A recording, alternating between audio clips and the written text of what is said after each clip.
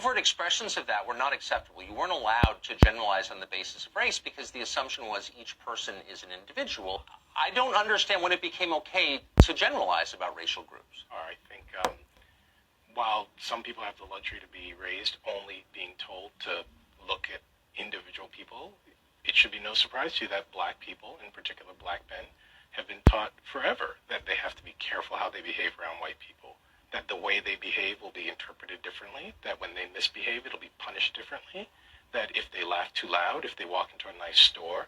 So with all due respect, Tucker, what was true for you has never been true for lots of people. I mean, there are a lot of ways to respond to that. One, on a factual basis, and in truth, in a lot of places in this country, the main threat that African Americans face is not from white people, as you perfectly well know. So I first want to respond to the first comment. I think is, while it's true that, of course, people of color face threats from other people of color, it's also true that white people face the overwhelming threat from white people. That is, right. People face threats from who they live beside. So I find exactly. But I think it's fair to point out that we oughtn't be too distasteful and say things like, well, the great threat. It does feed a certain uglier narrative that we don't want. But why does the truth ever feed a, quote, ugly narrative? It is deeply suspicious that people are so quick to say things like the main threat facing African Americans is other African Americans, but you never hear anybody say the main threat facing white people is white people. So you say, for example, I will have to discuss with my boys whether they can truly be friends with white people.